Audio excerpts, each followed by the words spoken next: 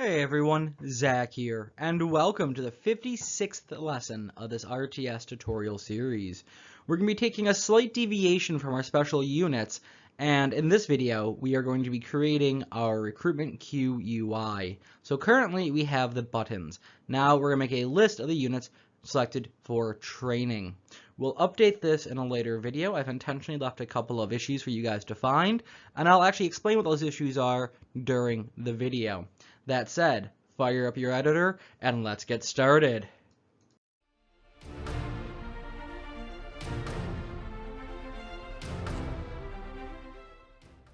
Hi everyone, welcome back to the editor. So what we're going to do today is when we click one of these buttons, we're going to have it populate that a unit of that type is being trained, and then when we left click it, we'll be able to remove that unit from the training queue and return the resources cost to build that unit.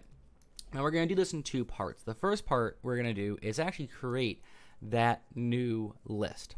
So we're going to need two widgets open for that. And we're also going to need our blueprints open as well. So let's just open up everything we need, which will be our unit master, our building master, and our training post, which is in our military folder. We'll also need our widgets open for the building UI. And we're going to create a new widget, which will be the widget that lists like our names of our NPCs in the building. We're going to have something very similar to that now that isn't going to be for anything but listing units that are being trained. So they won't have names yet as we haven't spawned them in. So we're going to create a new widget, which will be w_unit training queue. Go ahead and open that up, and we're going to start in this one really. We are going to change things around just like we did with the names for units inside the building. We're going to go from the full screen to desired, and just like before, we're going to have a size box instead of a canvas panel. So we'll get rid of our canvas panel and find your size box, drag that on, and as you can see, it's a little bit small, so that's fine. We're going to have a border, but this border is going to be different than our last one. We're actually going to give our border some value, so we're going to drag that in there just to show you what a border can do. And on this border, we currently have this brush as full. So we zoom in, you can kind of see there's this full sort of look there. We're going to change that just slightly, and we're going to give it margins this time. So if we go down to draw as and change it from image to border, you see it vanishes. Well, now we have margin here. What we can do is we can add in a margin of 1 on each side. And you notice that right now it has the left, top, and right. Left has 1, top has 1, right has 1. There's something on the bottom. Bottom has 0. Type in 1. You notice that bottom fills in. Same in the window itself. It's a little bit hard to see because it's so small. So that takes care of the border, so we can at least see where the button is. The next thing we want is the actual button itself. So let's drag that in there. And we're going to name this our Q unit button. And our Q unit button, we're going to change it up a tiny bit. I also just put that in the wrong spot. That should have been the border. That's the border. Sorry, I wasn't paying attention to where I was typing. That's the button. We're going to change this so it fills horizontally and vertically. And the next thing I want to do is I want to change the styles a bit. So when it's normal, I don't want anything visible. So I'm just going to open up the tint, lower the alpha to 0. There we go. When we have hovered over it, I want it to be red. So I'm going to open that up, change the tint to red. So I'm going to get rid of the green and the blue. And finally, when we pressed it, I want it to go gray for a moment. So I'm just going to open that up. And I'm going to set a value of, well, I'm just going to move this in the grayscale until I find something I like. I like that gray. No idea if that's the same gray I've actually used previously, but, you know, hey, it works. So, next, what we need is we need our text box, just like before. So grab your text box, sorry, block, not box. Drag it in. That's also just get this back centered. And this will be our Q unit text. And we need to mark this as variable. So is variable checkbox next to the name. And we're going to treat this as like we did everything else. We're going to give it value. But we're going to have to do some really weird things to give it that value. In fact, there's actually a blueprint I didn't open up we're going to need, which is the interface. But we'll take care of that in a little bit. So right now, we are not going to worry about getting anything to show up on the screen. But we are going to do, however, which is important, is we are going to get our variables, some of our variables in place. So we need a reference to our building HUD. Let's just get that set up. Actually, building UI ref. Actually, I'm calling it HUD, so I'm just going to call it building HUD ref. There we go. Also, recon. And that will be our building info HUD there. And I want to expose this and make it so I can change it. And this is, as usually, a type of reference. So it's going to go into that category. Next, we have our Q. Okay, all these are exposed, so that's ready to go. There is one thing I need to create, though, which is our unit type. And our unit type is going to be a text file, or a text variable. Sorry, not file. We're going to just leave this as is, compile, save, go back to the designer. And in the designer, what we want to do is we want to bind this text to the unit type. So whatever gets put into this unit type is going to show up on our screen, just like we have with our other version of this, where the name shows up instead. So what we need this to do now is we need it to show up on our building info. So we got to rebuild this just slightly. And that's because if we don't rebuild it, the layout's going to look a bit weird. And sorry for the noise in the background. My dog has decided to shake his kind of shame at me. It's going to look a bit weird. So what's going to happen is as this list populates, there's going to be a space put between each of these two rows, and the space between each of the items on the list is going to get greater and greater. So what I'm going to do to save myself some time is I'm going to cut this name out. I'm just going to replace it with the letter number 2 for now. And instead of what we had currently, what I'm going to put in is a scroll box. So that's going to be the first step in reducing part of this problem. So I'm going to put a scroll box in. I want it above there. And I'm going to paste the old name in. There we go. Now, in my scroll box, now I could just take this box currently that's there, and I could just move it in here. And you know, I've done that before and I've run into some issues. So what I'm going to do instead is I'm going to put 2 horizontal boxes in here instead. So horizontal box 1 and horizontal box 2. And this first one will be our recruitment box 1.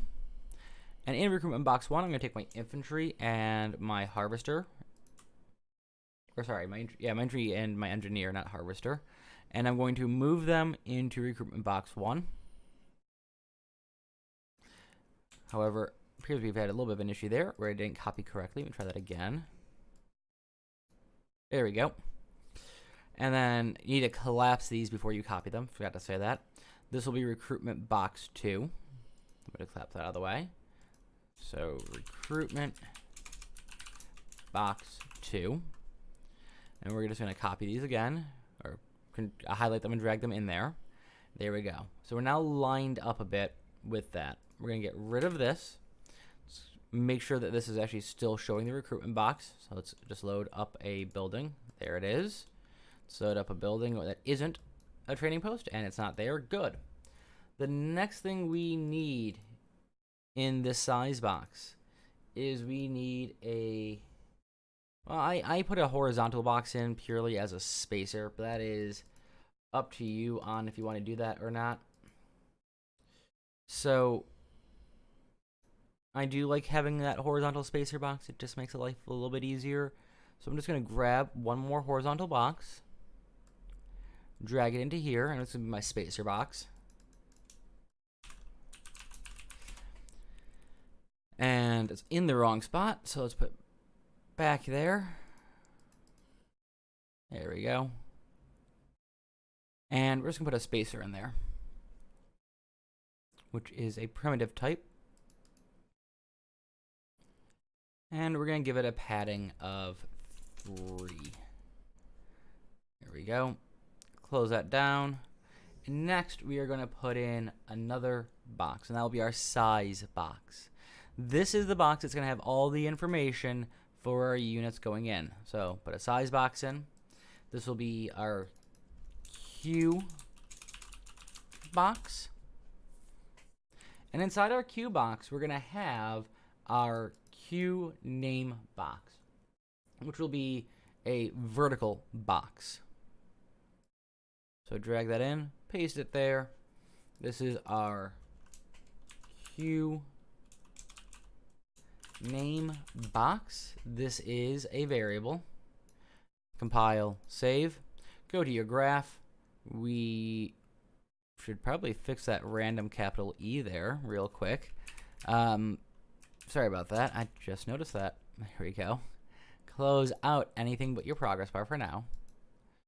So what we need to do is we need to, just like we did with our names, have this thing actually display stuff. So this is where we need to think about how that's going to work. So if we look up here, we're going to do this next to our update unit occupant list there. We need to update this list. So we're going to do a custom event called update training list. Sorry, I was supposed to say training there. So update training, actually it's queue, not list. Update training queue. We can literally just check, is this blueprint, is this widget that we're looking at actually active or not? Because if it isn't, we don't want it doing anything.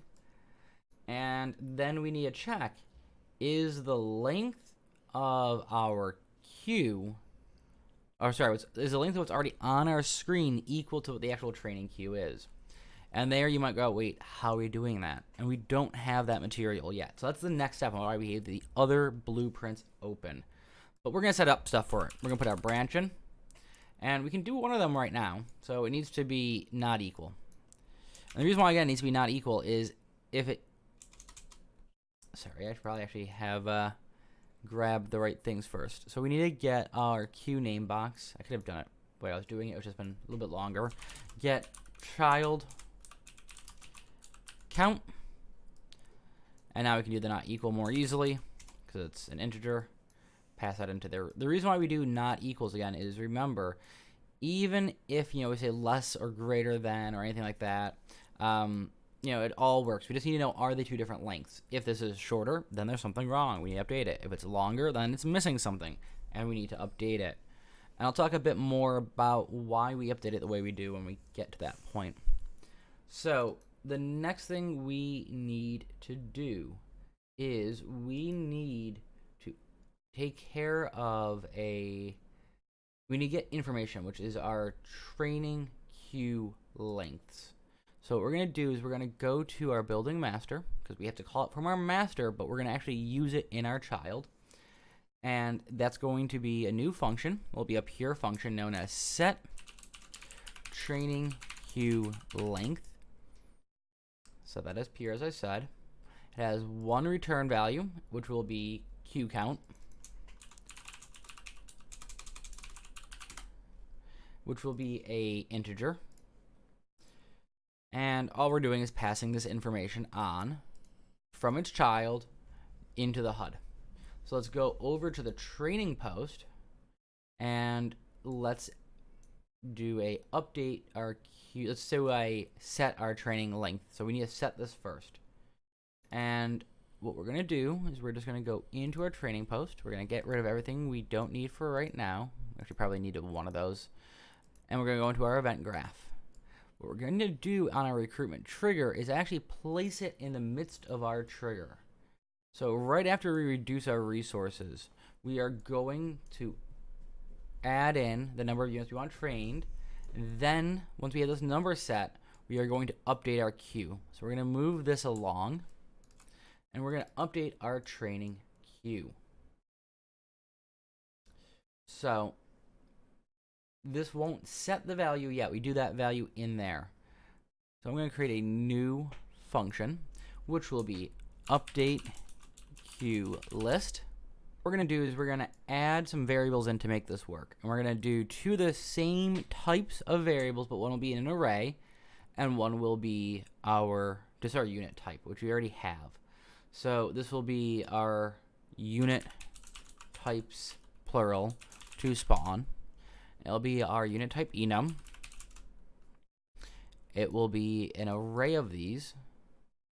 And we're also going to get our unit type, which remember is already stored in our building. That's what we use in our training post to get what type of unit we're making. And we are going to take this. We're going to get that. We are going to add that value, the unit type, into this array. Now remember, the reason this is working, as I said, we're getting that information in. So if we go back a bit, we've got this unit type coming in. It gets passed in through our building HUD. So if we go back to our building HUD for a second, it passes that information along to the recruitment trigger. Our recruitment trigger is in our parent, but really is run through the child. So there's our recruitment trigger. We have our unit type set. It knows whichever unit we're getting. It reduces the cost based on that type of unit. And thus, spawns in the correct unit. So if we go into our unit spawner, so spawn new unit, it knows which type of unit to pass through. Otherwise, it would be passing through infantry every time, because that's the default. So it's getting that information from our HUD. Let's go back and take a look at that one more time. So it's setting it here. So we're setting it in our HUD. So this, remember, is calling from a HUD. Sorry, it's calling the variable from the buildings and setting it in the HUD. Now, good object-oriented coding would have this as a function instead, but again, that's something for you to do if you want to make this slightly cleaner and more object-oriented in approach.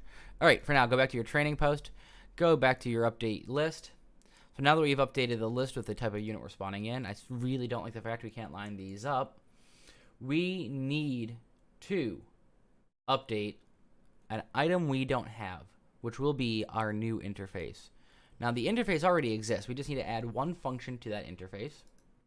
So let's go to our blueprints, I was going to say BP, which is what a blueprint is, our library, and go to our, I think it's occupant info. Yes, it is. And in our occupant info, we are going to add a new function, which will be set queue types. We'll have one input and one output. The output will be success. The input will be unit types.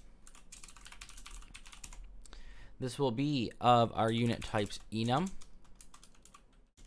It will be an array of this information. Remember, this is an empty array being passed in. I'm going to compile and save. You'll notice our info HUD now and our building all have updates as well to them, just because this array exists in it.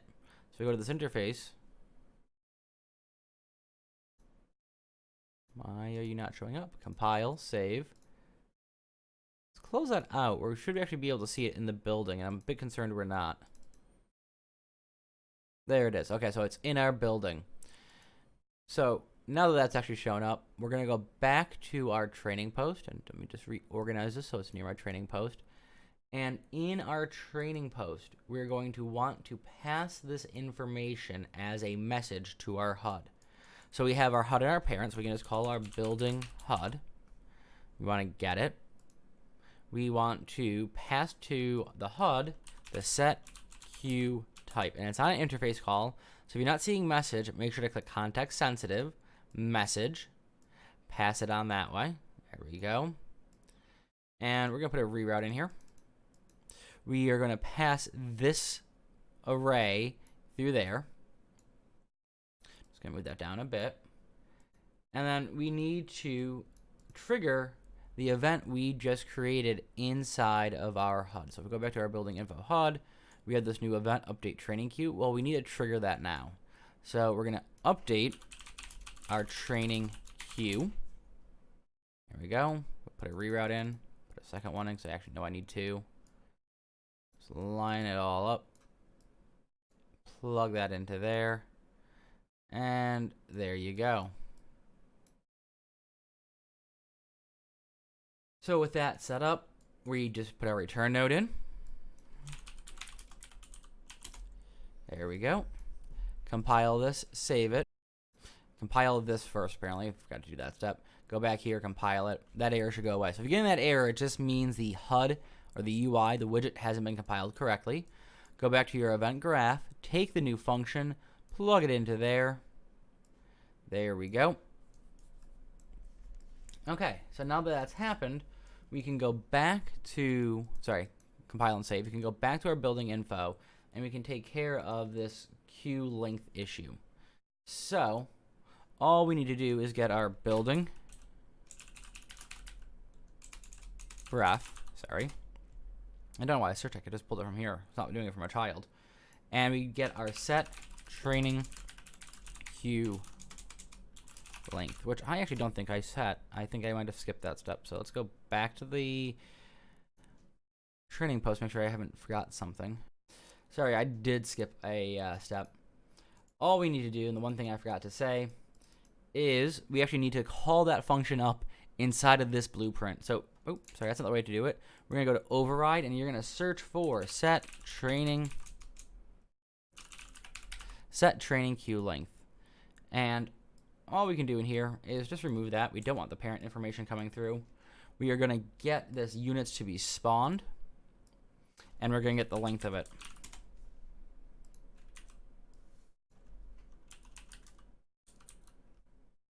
Make sure context sensitive is back on, or you'll get that weird issue I just got. And you're going to pass that information out. So, what's happening again is when we go to create a new unit, it's going to add something to the training list. It's going to update this amount. We update the queue going, where if a new type of unit, add to this list. Once we've added to this list, we want to set that information over to the HUD. We want to then activate on the HUD or the UI this list. This update training queue function checks, is this widget enabled? Well, yes, we have the widget open as we click the button or when we reopen the widget. We then check the count of the children in the box and then ask the building HUD or building itself to get the actual length from that function we just created and updated in the child. So the next step for this is then for it to create the actual text information on the screen. And we're going to create a function called set queue name. So new function, set queue name. All right, now the part I wanted to explain from earlier is how we set this and why we do this. And I kind of mentioned this before. We're going to get our queue box. We are going to clear children. And the reason why we're clearing the children is if we don't, it's going to leave the items that are already there. So let's say we have 3 items originally, and then we had 2 more, so we have 5 total.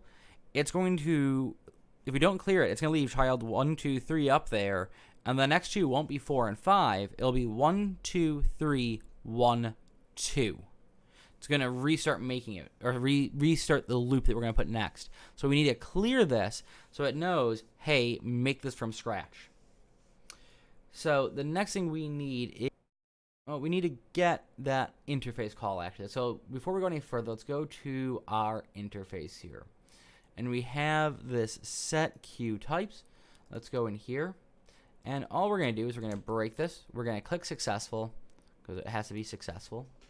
And there's a C missing in that. So we're going to update that real quick before it drives me up the wall. Thought it looked weird when I typed it in. Refresh. All right. Grab off your unit types, promote to variable. This will be unit types, clearly.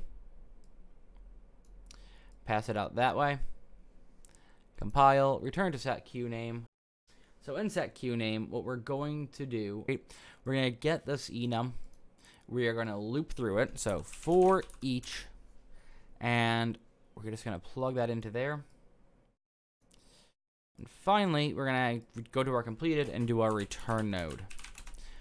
What we're going to do for each loop is get queue name, which is why I paused when I was getting my names backwards. So get queue name. Let's just set that up. We're not going to put anything in here yet. We're just setting it up. And we're going to need two variables. So we're going to need our unit type, which will be of our enum. So unit type enum. The other one we're going to need is our index reference. So this is the reference spot in the index of the array we're looking at. And we'll use this for removing the item from the menu later on. So go back to your set names, grab the new function you've just created, set queue names, plug it into there. Our array element is the unit type, and our array index is the index reference. There we go. So now, every time we open the widget, it goes through this, it clears a panel, it goes through every type of unit, or the number of units we have to add in. And for each type, it will now create that information once we fill this step in. So, to do that, what we are going to do is we are going to create a widget. And that widget will be the one we just made, which is our W unit training queue. So W_unit training queue. The owning player, we don't need to put anything in, but the building HUD we do, which is a reference to self. It is the current HUD we are in. We don't want this working for every single building there is. And the next thing we want to do for the return value is we want to get the unit type, which is our text file there, and we want to set it. I said get. I do mean set when I do that a lot, I realized. We're going to put a couple of reroutes in this. And we're just going to drag these reroutes a little bit further down. It will let me. There we go. I'm just going to give myself a little bit of space because I know I'm going to need something coming into there. Next, we need to get our index reference, so which we haven't actually set inside our training queue yet. So let's go back here. And let's create that variable. Let's create the other variables I know we're going to need. So we're going to need an index and let's see, hang on one second. Index ref, which is a type of integer. Compile, save, that way we know we can actually get it on the other one. And that's actually the only one we're going to need. So go back to your building info HUD. From here, we want to get our index ref. Sorry, not get. We want to set index ref. Now, the reason why we have to set these references is we can't add unique the same way we can with names. When we have units with unique names, and you might run into an issue if you don't have enough names, it goes, hey, that name is unique to this array. I can just delete that. Well, infantry 1, infantry 2, infantry 3, all of the infantry units are just infantry. It can't tell them apart. So we're going to use the index reference to go, it's that particular one, delete that one. Now, this information is coming from our unit type and our index ref. Now, obviously, the index ref is just going to plug into index ref there. So let's go ahead and just put our reroutes in and make this all nice and pretty looking. Now, this is where it gets a bit weird. We have to turn an enum into a text. Now, fortunately, that's actually fairly easy. We have a very convoluted thing we might do later on of turning a text into an enum. So we just search, to, and then we can use a string. So enum to string, not byte. We then take this string and we're going to convert it to text. There we go. Now we just need to add this to the parent. So we're going to get our unit, where is it? Our queue name box, there it is. And we are going to add child. Paste that into there. And the child we're adding is this widget. And just put that into there. Put a lovely another reroute there. And add your return in. Alright. So that should take us through the first half of what we need to do. So let's hit play real quick. Let's go in here. I'm going to resolve that camera issue at some point. All right, so it's not working. What is going on? So what we're going to do is we're going to just put the breakpoint at this recruitment trigger. So it's an infantry unit. Probably just skipped a very minor step. Boom. Next bit. Go through here. There we go. Have enough. Reduces the resources. Increment. Increment. Increment! Done incrementing. Now we update our list. We add that in. We're gonna pause there. Make sure there's something in there. Yes, there's an infantry unit in there. There should be an item in here. So we pass this through. There, it's passing the information over. It's gotten it. We now then check to make sure this goes through. Oh, hello. Skipped a very obvious step, and I think I did this in the first time I did this too. Let's break that breakpoint. If you can't see why I just paused and I clearly see what I've done wrong, just look at the end of the branch. There's nothing there. So yeah, what we've done is just skip that very last step, and we need to do our set queue name. So without anything plugged in there, it doesn't know, hey, do this function now. Sorry about that. There we go. And it highlights, as you see when we hover over it. But we can't remove it yet, and nothing is removing it. So it stays on the list even when it's done training. So the next step is to remove it from the list when it's done with its training procedures. So we're going to just save this. We are actually done, I think, with the main HUD for now. So we don't need to worry about it too much. We do need to erase the standard macros, though. What we do need to do is save everything. So Control S, save. And let's consider removing the unit when it's done with the training. That's actually the easier of the two parts. So if we go to our training post, all the training really takes place in this training post. So it takes place in our spawn new unit, really. So let's think about what we can do when it spawns the new unit to remove the item from the training post. So what we can do here is, well, we have this checked number spawned right after we can remove from queue list. And all we're going to do is we're going to go to we're going to create a new function, and this will be remove from queue list. We're going to get this array.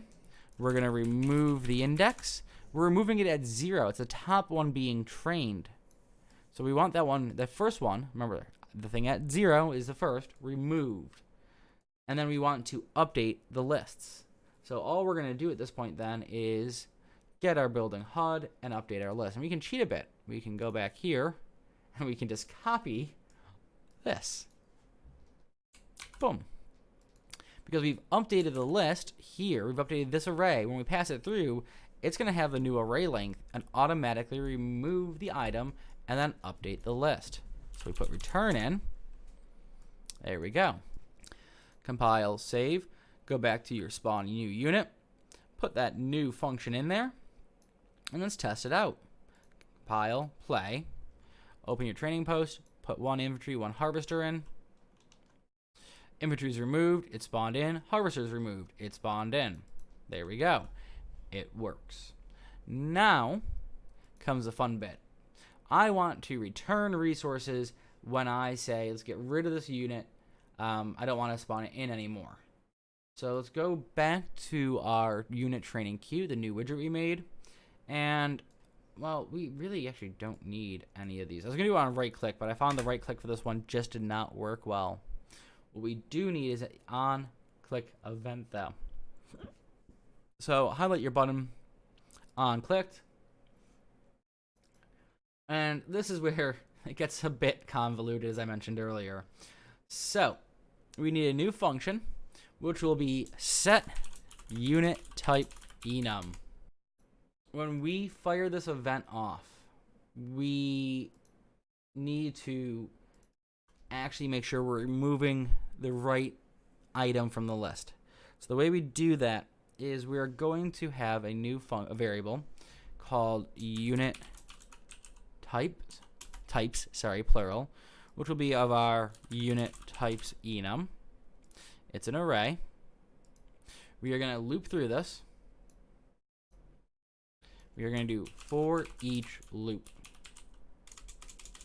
Oh, I spelled that right. So for each loop. Unfortunately, there's only 4 types, so it makes it a little bit easier. If there were several hundred types, this would be problematic. We are going to check, is the unit type of this particular training queue widget the same as what's in here? So remember, if we have 4 units training, one of each type, there are 4 different instances of this unit training queue on the screen. They all are running the same code in the background, or the same blueprint in the background. So we're going to take this piece of information. We are going to convert this to a string, so to string. Now, we need to turn a text into a enum.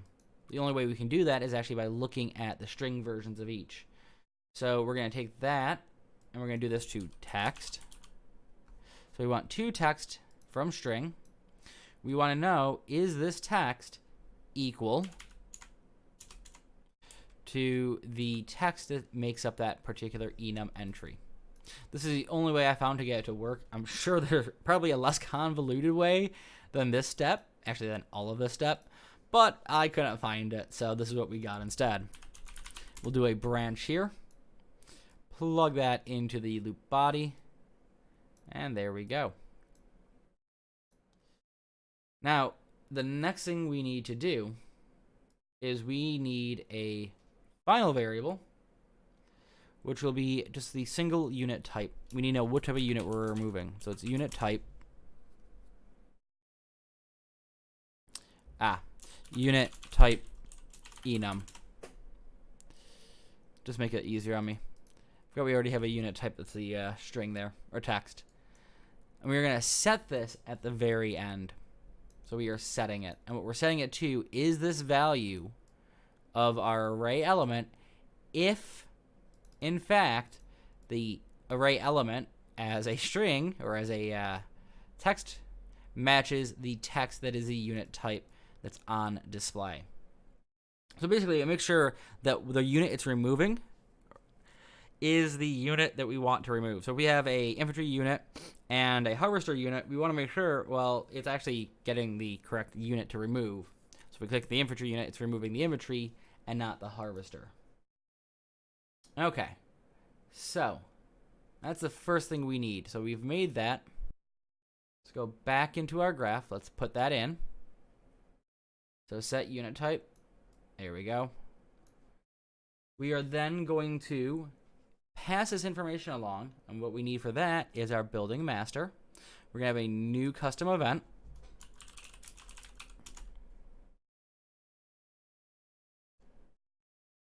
That's the units where it has all the special ones, isn't it? This is decrease training queue. And in here, we're going to have 3 new inputs. First one will be target. Oh, sorry, no, not 3. I lied to you. We're going to have 2. I don't know why I said 3. Target automatically comes up. All right, so the two we are going to have will be our unit type, which will be our unit types enum, which we just set in the last window. And the next one will be our index ref, which will be where in the index is it. We do also need this. I don't know why I'm putting index ref in there. That's just a integer. Compile, save, go back to this window. And in your widget, the new widget we created in today's lesson, we are going to get our HUD from here. There we go. We are going to get from that our building reference. From our building reference, we are going to call the decrease training queue. Pass that into there.